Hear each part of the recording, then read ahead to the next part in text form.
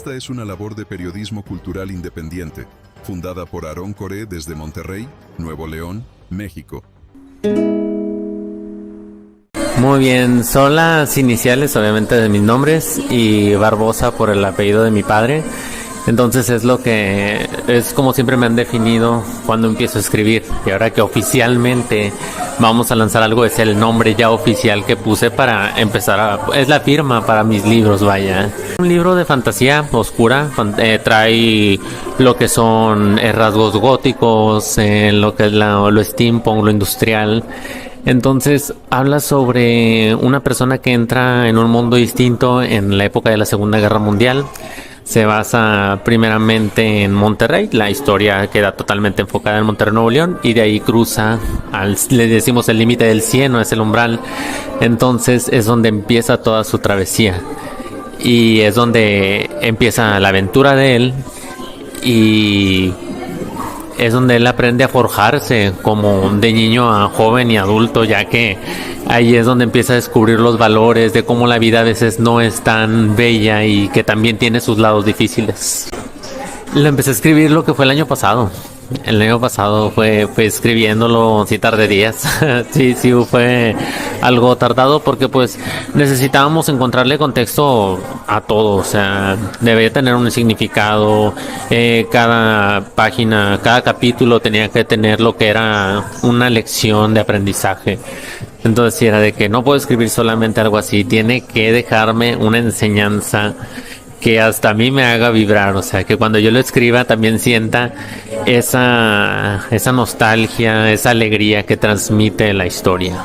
La idea fue algo extraña, nació por un sueño, lo que fue en el año 2025, estuve atravesando por problemitas un poco complicados, entonces son esas situaciones en las cuales nos vemos muy acorralados cuando son temas personales.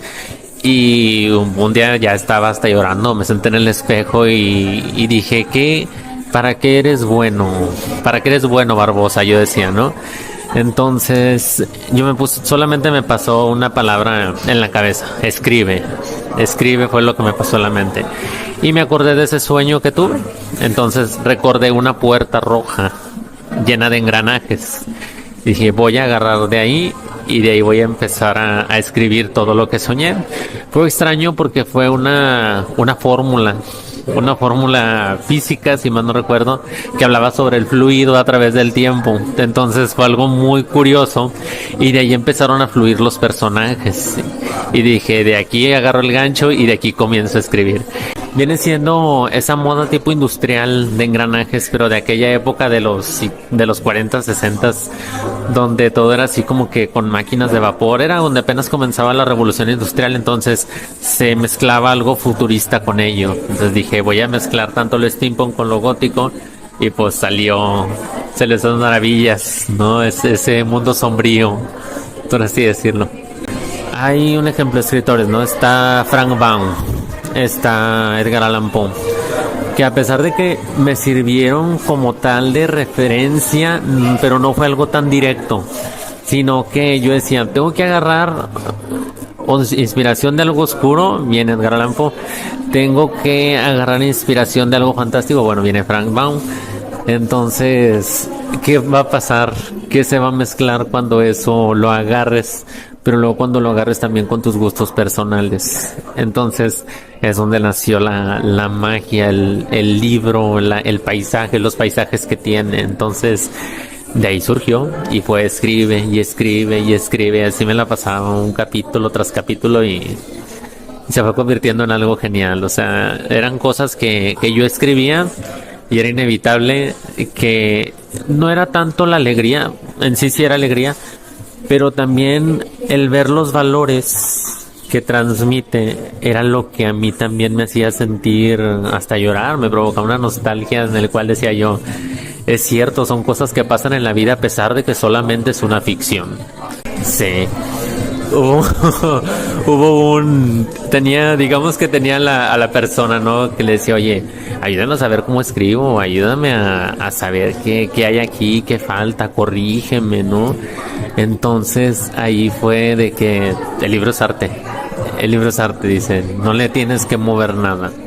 vamos a corregir sí gramática, todo lo que tengamos que hacer porque es un borrador y luego ya lo mandamos a nivel profesional. Pero el libro es perfecto. No podemos decir nada al contrario. Leímos el libro, lo que fue el manuscrito. Está excelente. Entonces, Difícil estructurar fue difícil porque llegó a convertirse en una novela. Difícil, fue fácil. Para mí fue algo difícil porque toca como que partes muy internas de mí, toca sentimientos que alguna vez yo pasé, entonces fue mezclar eso, dije, expresa, plasma todo eso que te ha sucedido, porque a fin de cuentas dentro de la historia hay resiliencia, hay esa lucha por supervivencia, o sea, hay muchas cosas que el lector también se va a quedar como de que, pero ¿por qué? ¿Y por qué esto? ¿Y por qué aquello? Se va a quedar como que, ¿y qué habrá pasado? Pero pues obviamente es una red que pues, se va construyendo, ¿no? O sea, es un libro que se va a extender. Sí, claro, va a haber un libro impreso, va a estar en formato físico y por el momento lo tenemos en Amazon Kindle y ya próximamente ya está en camino para formato físico. Sí, que siempre tengan a alguien al lado, que tengan una persona dura al lado, porque siempre necesitamos un crítico duro para que nos pueda guiar. Siempre hay que tener personas muy sinceras. Siempre he dicho eso. Un buen amigo nunca te va a hablar de que sí, todo es bonito y te quedó súper y que no sé qué. No, o sea, tiene que ser directo, tiene que ser conciso, tiene que ser duro, pero honesto principalmente, ¿no? Y es lo que yo les diría a ellos. Si van a empezar a escribir, que sea en compañía de alguien que en realidad los vaya corrigiendo, que obviamente no invadan ese proceso artístico, porque eso sí, cuando alguien escribe te encierras, o sea, es tu mundo, evitas como que una contaminación creativa, por así decirlo, o sea, ya no lees nada, no escuchas música, no agarras nada y solamente te vas a sentir. Entonces yo sí les diría a ellos, enciérrense en su mundo, descúbranse a sí mismos, escriban, que esas lluvias creativas, esas lluvias de ideas creativas siempre las dejen venir y que las guarden, siempre es guardarlo e irlo estructurando todo para que salga genial. También algo muy padre que tiene el libro es que el libro no viene solo, el libro viene con una banda sonora, ya que como también tenemos un álbum musical, el álbum musical se llama Sin Escape y su banda sonora se llama El Eco de la Ciudad, que de hecho pues sin causar tanto spoiler, pues el libro también se ve envuelto en situaciones de problemas políticos, entonces va a haber mucho que ver. Así es. Ajá. Sí, claro. Esa música, yo soy cantautor, escritor, compositor, entonces todo eso nació de uno. De hecho, le cayó como anillo al dedo. El Eco de la Ciudad fue una canción que se escribió en el año 2011, pero yo sentía que era algo muy adelantado para la época hablar sobre ese tema. Entonces, cuando yo la tenía anotado en una notita de ticket, siempre escribía así canciones, ¿no? Entonces, cuando la escribo, la dejo guardada, nunca se me ocurrió tirarla y la dejé. Cuando veo el libro y dije, al libro le pertenece El Eco de la Ciudad. Dije, es de aquí. Y ese se convirtió en la banda sonora del libro, que próximamente tendrá también su video de arte conceptual para que la gente pueda ir. ¿Está disponible en alguna plataforma? La canción del Eco de la Ciudad como tal tiene un lyric video, claro que sí, está en mi página de canal de artista oficial en YouTube de Deron Autumn, se llama, ese es mi nombre como cantante, Deron Autumn. Y también pueden encontrar las canciones en Spotify, Apple Music, Amazon Music. Estamos en 22 plataformas digitales disponibles. ¿Qué van a encontrar? Empatía y conciencia. En conciencia, yo creo que ahorita estamos viviendo épocas muy duras donde las personas ya cada vez se vuelven más apáticas. Ya no hay tanta compasión, ya no hay tanta ayuda por el prójimo. Entonces es para ser más tibios, más blandos, más tiernos con los demás, porque pues sí vivimos en una época muy egoísta, en donde hasta parece que a veces las personas gustan de estar encima de otros, o sea, pisotear. Entonces, eso es lo que va a también conectar mucho con la historia del libro y con los lectores de ahora.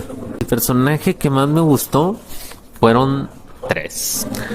Hay un personaje que se llama el filósofo velador, hay otro personaje que se llama la luna fumadora y el otro se llama el lobo calavérico. Entonces son los más intrigantes, por así decirlo, son los que explican muy vagamente la historia sobre el mundo de ese extraño y sombrío mundo, pero pues que va a ir descubriendo la gente, ¿verdad? Sin causar un spoiler, va a ir descubriendo las personas que hay detrás de ellos y cómo va a ser su transición en todo lo que es el libro. Ninguno. ¿Por qué? Porque dije, cuando vas a escribir algo, tiene que nacer de ti. Yo sé que nada nace de la nada. O sea, nada se puede crear de la nada. Entonces, no hubo un escritor como tal. Dije, no, tengo que hacerlo yo. Tiene que salir de mi cabeza. Aunque la oscuridad se haya basado en Edgar Allan Poe, aunque la fantasía se haya ido por Frank Baum, dije, tiene que ser un universo que yo cree. Quiero ser algo distinto.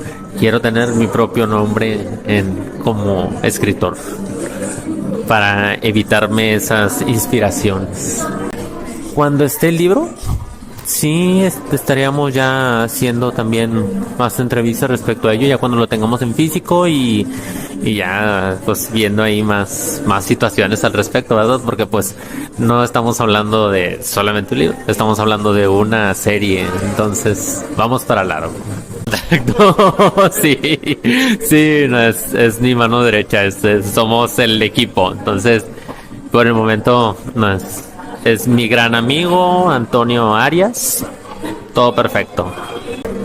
Muy bien, muchísimas gracias por darme el espacio, por darlo a conocer, porque sí es algo que merece ser leído, que si a uno como el escritor le provoca ese sentimiento de ternura, de toda esa empatía, ¿qué más le va a transmitir a los demás? O sea, también va a ser lo mismo, lo sé, estoy seguro de ello. Muchísimas gracias.